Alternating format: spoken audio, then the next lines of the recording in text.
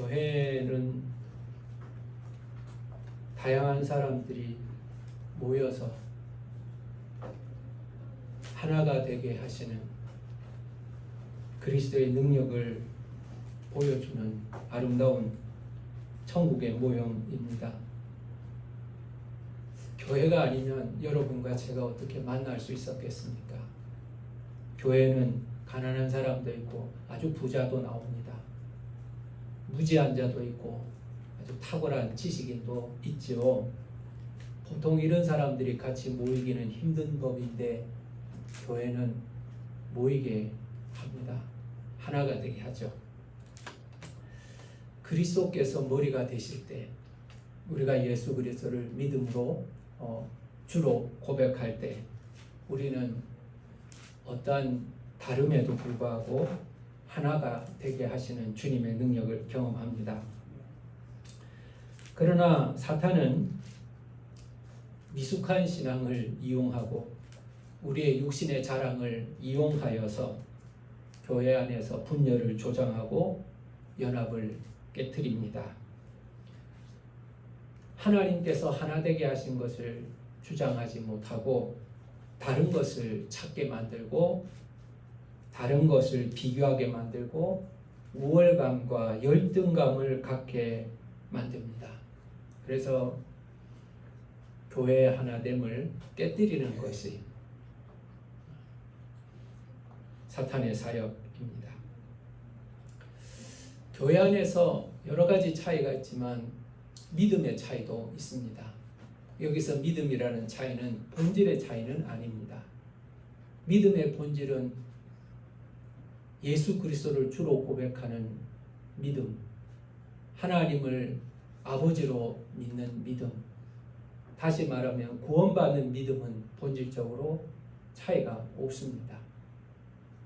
그러나 그 믿음의 분량이나 믿음의 방식에는 차이가 있습니다. 어린 믿음의 사람도 있고 청년의 믿음이 있고 아비의 믿음이 있으며 그리고 장성한 분량의 믿음도 있습니다.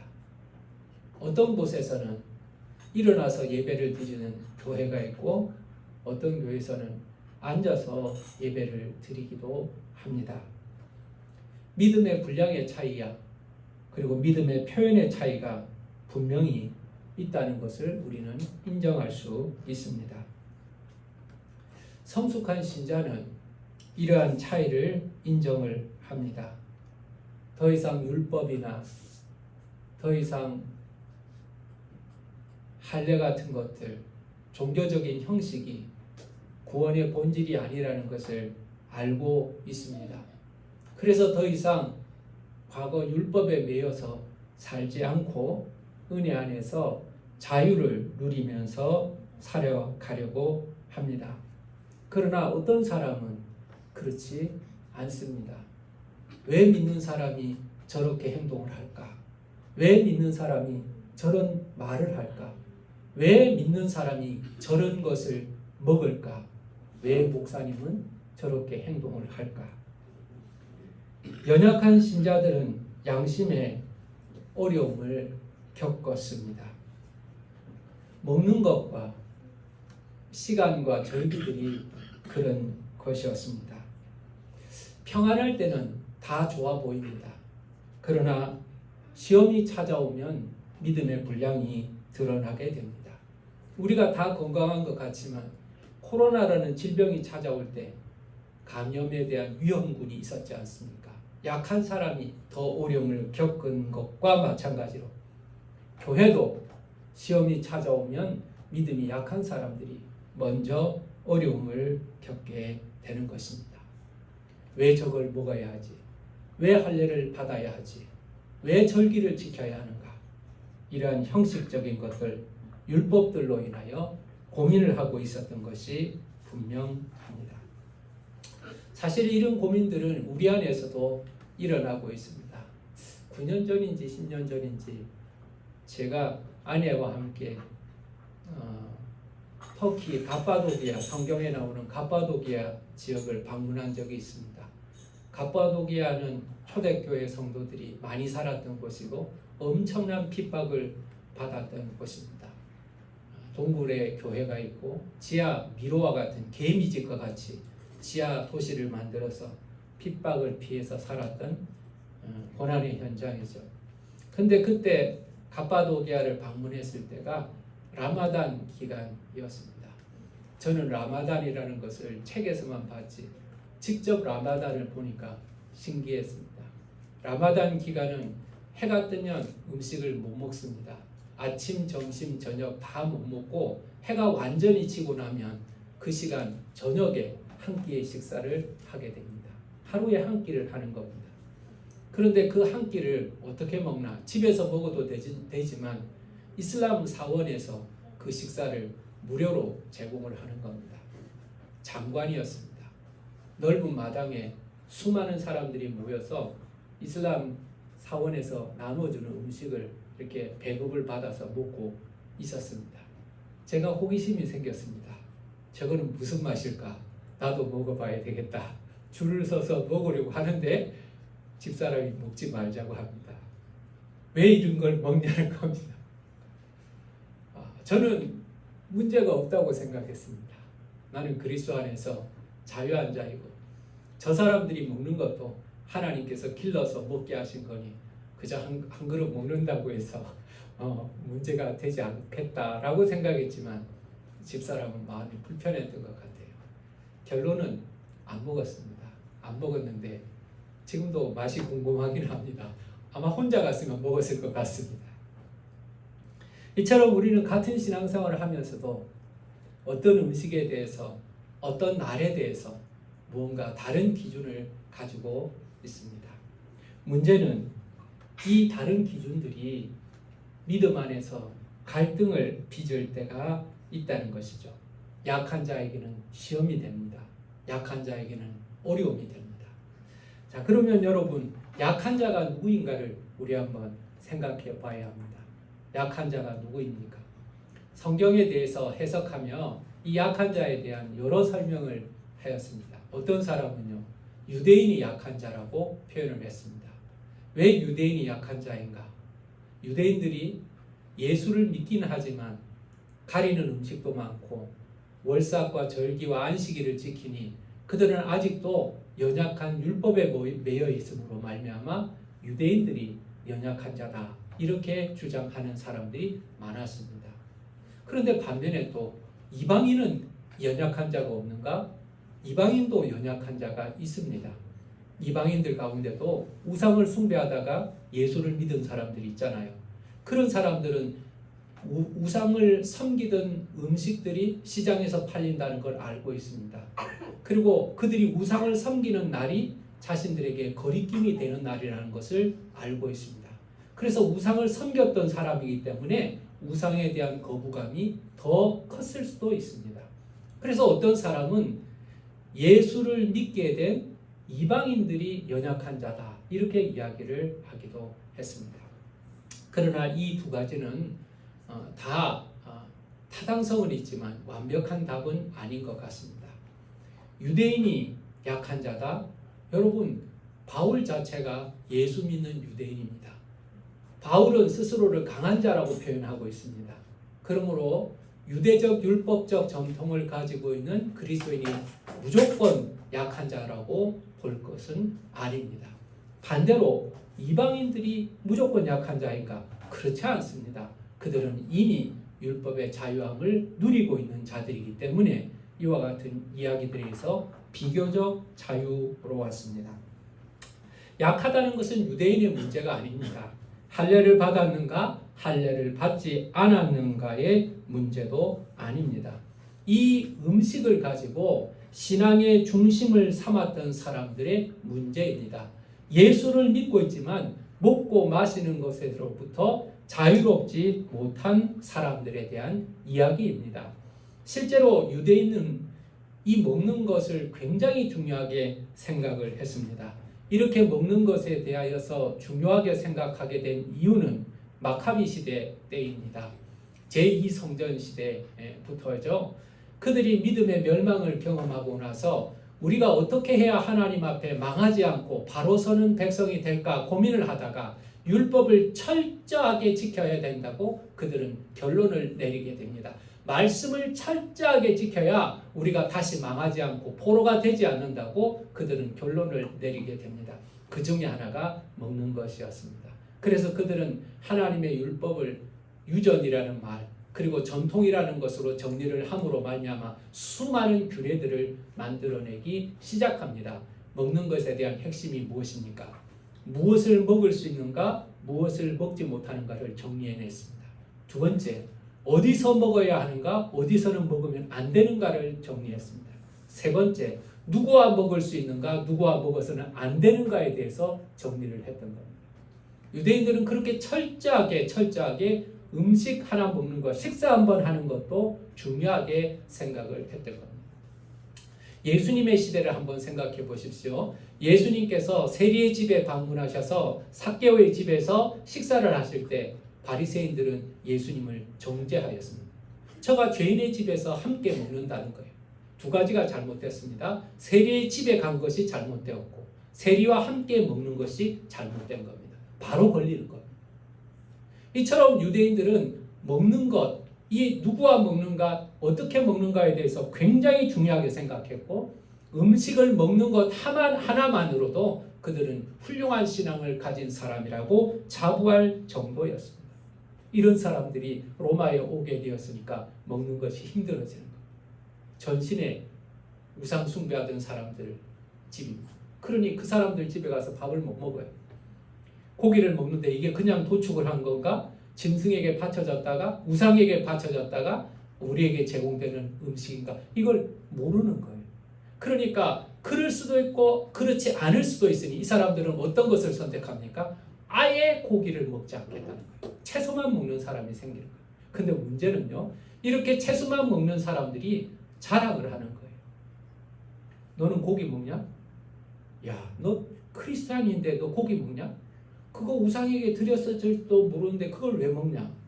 너 믿음 있는 사람이 그래도 되냐? 그리고 나 봐. 난 채소만 먹잖아. 채소만 먹잖아. 나는 이런 믿음이야. 야, 너 다니엘 몰라? 다니엘? 채소만 먹었잖아. 우리가 그렇게 살아야 돼. 이런 이야기를 하기 시작하게 된 것입니다. 여러분, 이렇게 날짜, 장소, 음식에 대한 구별들이 막 생기기 시작하자 믿음이 약한 사람들은 혼란이 오는 거예요. 믿음이 좋은 사람은 저렇게 해야 되는가? 아니, 믿음이 좋아 보이는데 아니 저 사람이 고기를 먹고 앉았네. 아니 어떻게 고기를 드실 수가 있습니까? 아니 오늘이 무슨 날인데 당신이 이러고 있습니까? 믿음의 시험이 찾아오게 되고 그로 인하여서 교회의 하나됨이 위기를 겪게 된 것입니다. 여러분, 그러면 우리는 어떻게 이 문제를 해결해야 합니까? 첫 번째, 하나님은 이렇게 말씀하십니다. 믿음이 강한 자들이 믿음이 약한 자를 받아들이라, 그렇게 말합니다. 여러분, 믿음이 약한 자를 받아들이라 라고 말합니다. 받아들인다는 말은 멸시하거나 정죄하지 않아야 한다는 겁니다. 있는 그대로 인정해 주라는 겁니다. 사랑으로, 따스함으로 그들을 용납하라는 말입니다. 그들을 다투어서 부끄럽게 만들거나 그들의 죄를 드러내는 법정으로 만들지 말라 말씀하고 있습니다. 그들을 타락했다고 정죄하지 말라. 왜 그렇습니까?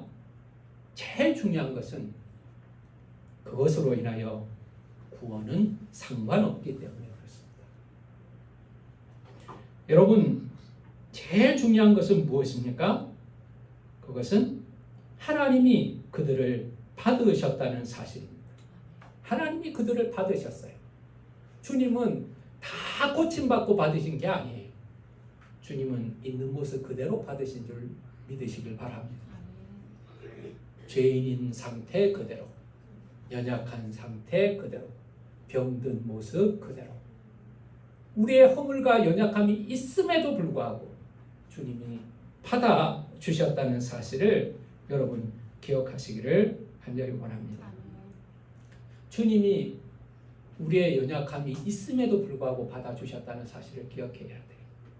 우리가 생각하기에는 우리가 고침을 받아서 용서를 받아서 죄가 없어져서 깨끗해져서 주님이 받으신 것이 아니고 정확하게 표현하자면 주님이 우리를 받아주셔서 죄가 없어진 거예요. 주님이 우리를 받으셔서 고쳐주신 것인 줄 믿으시기를 간절히 원합니다.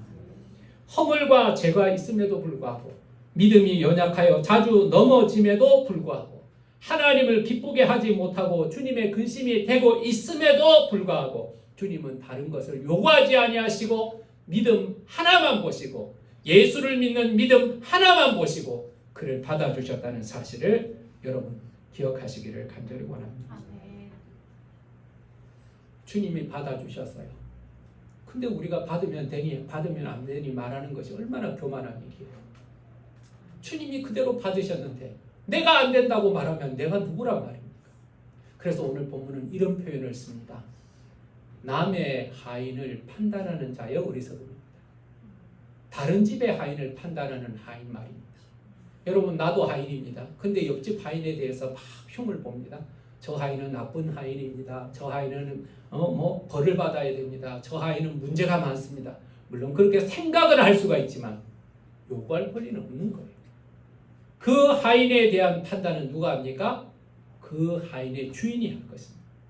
그 하인에 대해서 상은 누가 줍니까? 그 하인의 주인이 줄 것입니다. 그 하인이 잘못했으면 누가 벌을 줍니까? 그 하인의 주인이 그에게 벌을 줄 것입니다. 여러분, 우리는 우리 스스로가 완전하지 못하면서도 다른 사람들이 허물을 바라보면서 문제가 있다고 소리를 지르는 어리석은 판단을 하지 말아야 하는 것입니다. 주님은 말씀하셨죠. 다른 사람의 눈에 있는 티를 보기 전에 내 눈에 있는 들보를 제거하라고 말씀하셨습니다. 여러분, 그렇다면 우리가 먹고 마시는 것에 대하여 어떤 기준을 가져야 되는가? 다 해도 되는가? 똑같이 해야 되는가? 그렇지는 않습니다.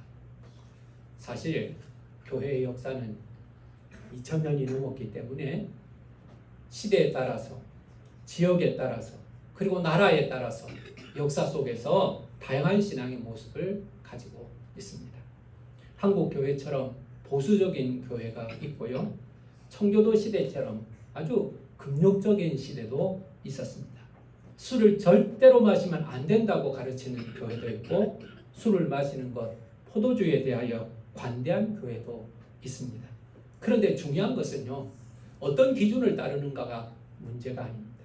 오늘 성경은 뭐라고 말씀하시니까 주님이 기준이 되어야 한다는 것입니다. 주님이 기준이 되어야 되는 줄 믿으시길 바랍니다. 6절 말씀 보십시오. 나를 중히 여기는 자도 주를 위하여 중히 여기고 먹는 자도 주를 위하여 먹으니 이는 하나님께 감사하며 먹지 않는 자도 주를 위하여 먹지 아니하며 하나님께 감사하느니라. 우리 중에 누구든지 자기를 위하여 사는 자가 없고 자기를 위하여 죽는 자도 없도다. 우리가 살아도 주를 위하여 살고 죽어도 주를 위하여 죽나니 그러므로 사나 죽으나 우리가 주의 것이로다. 여러분, 이게 기준이라는 거예요. 이 말이 좀 막연하죠. 이렇게 생각하면 돼요. 여러분, 하나님께 이것을 놓고 감사하며 먹을 수 있다면 여러분 그거 해도 되는 거예요. 만약에 내 앞에 술을 한 잔 놓고요. 주님, 이 아름답고 맛있고 이렇게 유익한 술을 주셔서 감사합니다. 그렇게 먹을 수 있으면 그렇게 하면 된다는 거예요. 그런데 내가 앞에 놓은 것이 먹어서 안 되는 것이라면 그리고 감사가 나오지 않는 것이라면 여러분 그렇게 하면 안 된다는 거예요. 불륜을 저지르면서 주님 오늘 내가 불륜을 저지르게 해주셔서 감사합니다 할 수 있습니까? 못하잖아요. 하나님 오늘 내가 뇌물을 먹습니다. 이 달콤한 뇌물을 먹게 해주셔서 감사합니다. 그렇게 할 수 있습니까? 못하잖아요. 그러면 안 하는 거예요. 안 해야 되는 거예요. 주님과 함께 할 수 있는가? 주님과 함께 할 수 없는가를 기준으로 삼으면 돼요. 왜냐? 우리는 주의 것이기 때문에 주님과 하나가 되었기 때문에 주님과 함께 할 수 있는 것은 해도 돼요. 그러나 주님과 함께 할 수 없는 것은 하면 안 돼요. 주님이 싫어하시는 것은 하지 말아야 하는 거예요. 여러분 한번 그런 기준으로 생각해 보세요. 이걸 해야 되냐 말아야 되냐. 여러분 주님을 옆에 놓으세요. 그리고 주님 우리 이거 같이 할까요? 뺑소니 하는 거. 주님 사고 났는데 도망칠까요? 하라고 하면 하십시오. 근데 주님이 안 된다고 하면 멈추셔요. 내가 기준이 아니에요. 사람이 기준이 아니에요. 사람의 기준은요, 시대에 따라서 장소에 따라서 엄청나게 달라져요. 근데 오늘 성경은 말하는 게 있어요. 네 양심이 기준이야. 그리고 더 중요한 것은 그리스도가 기준이야. 그리스도가 기준이야. 감사함으로 할 수 있으면 해라. 감사함으로 할 수 있으면 해라. 그러나 감사하지 못할 짓은 하지 말라는 거예요. 사랑하는 여러분, 우리는 주님의 것이고 주님과 하나가 되었기 때문에 주님의 기준으로 살아야 하고 주님을 위해서 살아야 합니다. 그러므로 여러분, 나와 주님과의 관계를 깊이 생각하면서 주님과 함께 할 수 있는 것들을 함께하고 주님과 할 수 없는 것들을 하지 말아야 하는 것입니다. 또한 나와 다르게 주님을 섬기는 것을 조롱하지 말아야 합니다. 나하고 다른 것과 틀린 것과는 차이가 있는 것이죠. 여러분의 믿음이 성숙한 사람이라면, 여러분들이 더 먼저 믿은 사람이라면 그를 도와주어야 합니다. 기다려 주어야 합니다. 왜 그렇습니까? 오늘 성경은 말합니다. 형제이기 때문이라고 말합니다. 형제라고 말합니다. 형제는 우리가 선택하지 않았어요. 그 부모가 낳으니까 그 형제가 된 거예요. 저는 오형제입니다. 나는 형제를 선택하지 않았어요. 내가 장남이 되고 싶지도 않았어요. 그런데 나하고 보니까 형제예요. 내 형제를 사랑하려고 애를 씁니다. 그게 우리가 할 수 있는 일이죠. 사랑 여러분, 연약한 자를 그대로 받아주는 저와 여러분 되시기를 간절히 원합니다.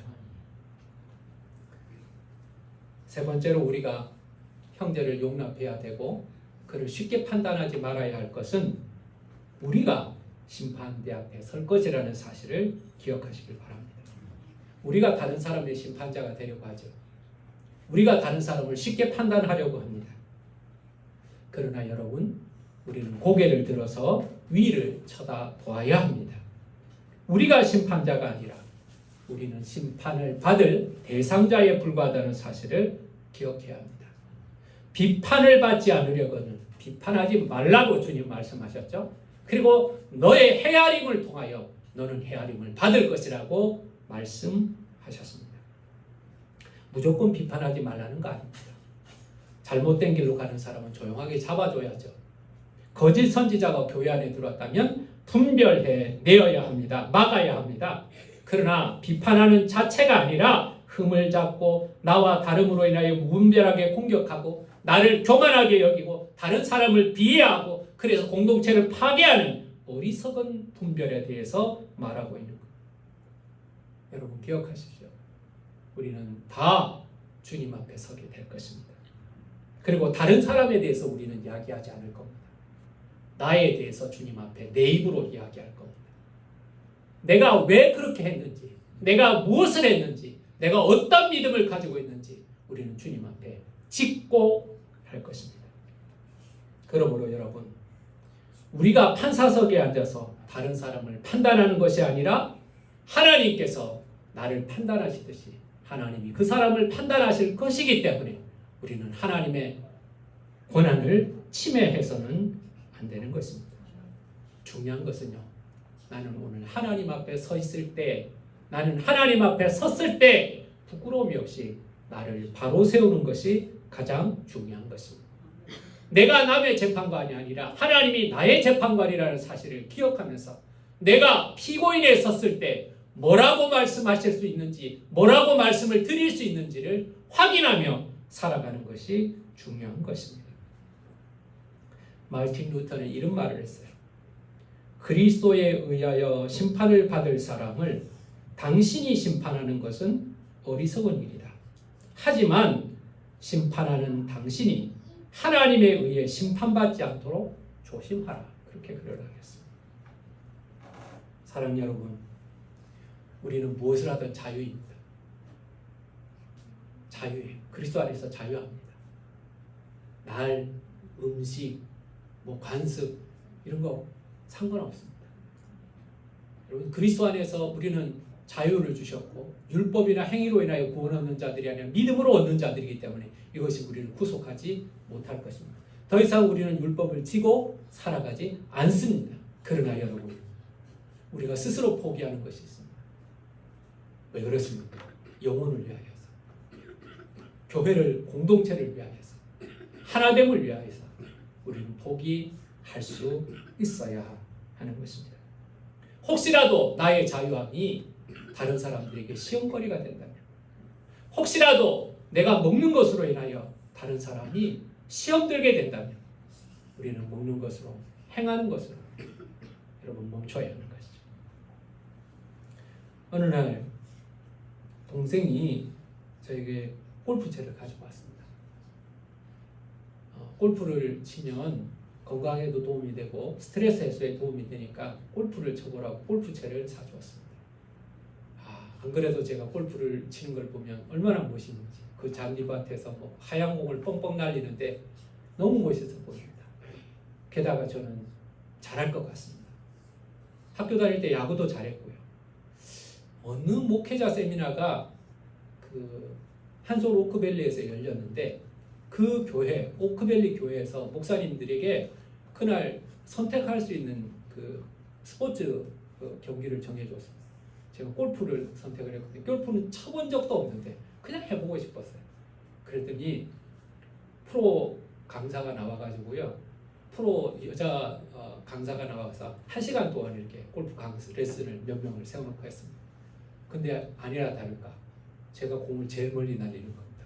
그러면서 폼이 좋다고 좀 쳤냐고 막 이렇게 칭찬을 해주는 거예요.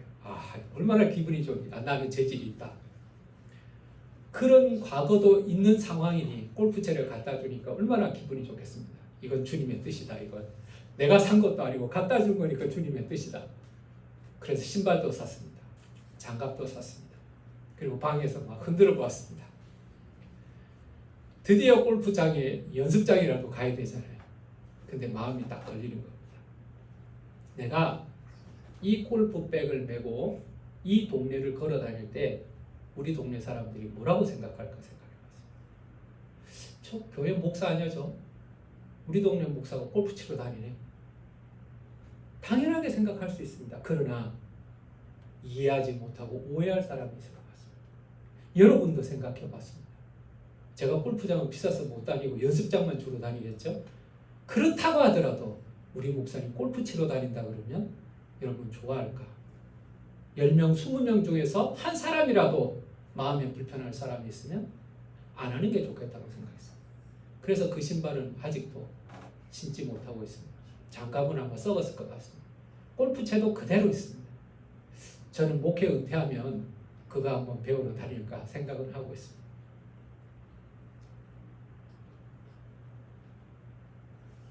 믿음이 약한 자를 생각하는 것.